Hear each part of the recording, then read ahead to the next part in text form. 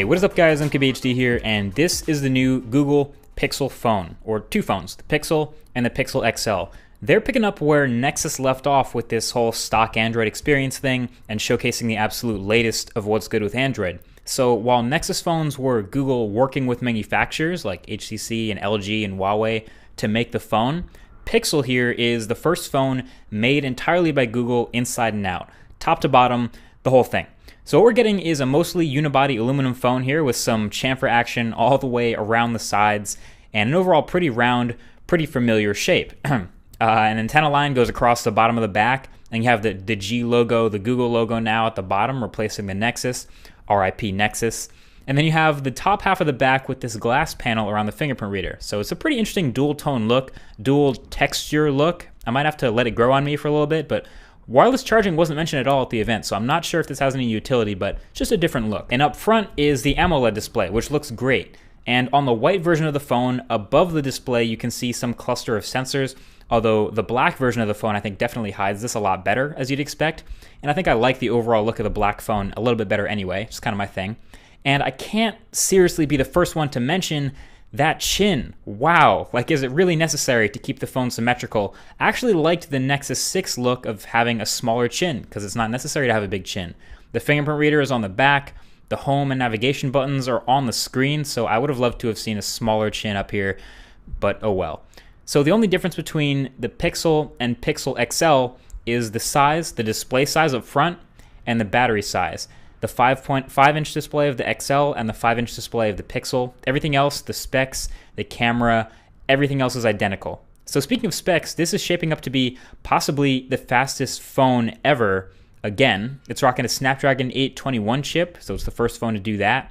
4 gigabytes of RAM, and 32 or 128 gigabytes of storage. It has USB Type-C at the bottom where the speakers are, as you can see, and quick charging claims to get 7 hours of charge in 15 minutes.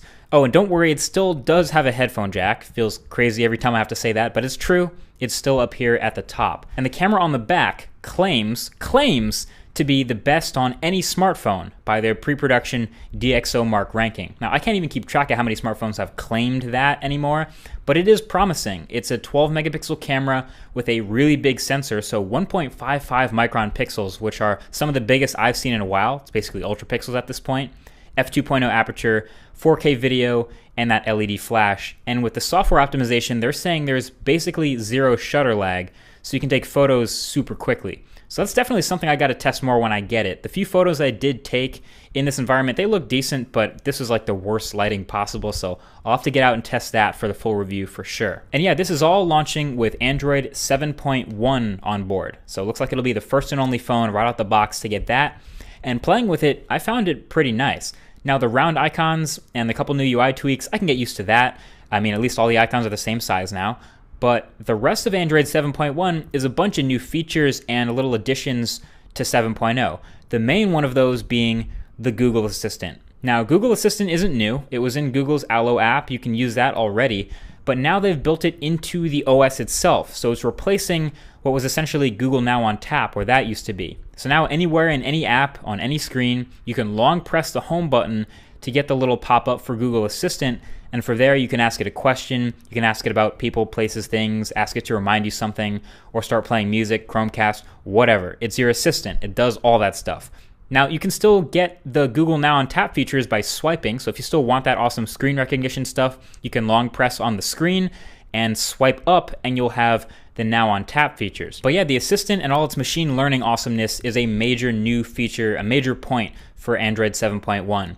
And the rest of the things I noticed were pretty little. Like in the settings, there's a new tab over to the right called Support, where you have direct links to calling or video chatting with tech support. The new home button animation, you saw it when I long pressed it, but there's this new fancy animation every time you regular press home, and it's quick, but it's nice. You can't really miss it. And this new animated lock screen thing, check this out. Look at the canyon picture when I unlock it. See it moving? Like, that's crazy. That has to be new, right? Or at least the images built in for the support are super good looking now. But anyway, that's what's good. The first impressions for me right off the bat with the Pixel phone and with the Pixel launcher are a bit of a mixed bag for sure. Of the three new colors, I would say the black one is my favorite, not a surprise. But not gonna lie, that blue is actually pretty good looking in certain light.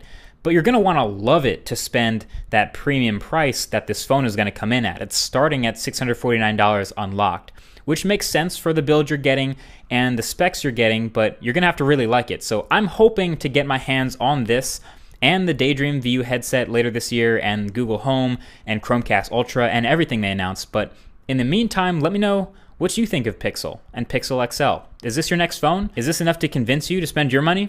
I think the full review will be a lot of fun, so definitely subscribe for that, and be sure to share this video, your one-stop shop for all information, all things Pixel, until it comes out anyway.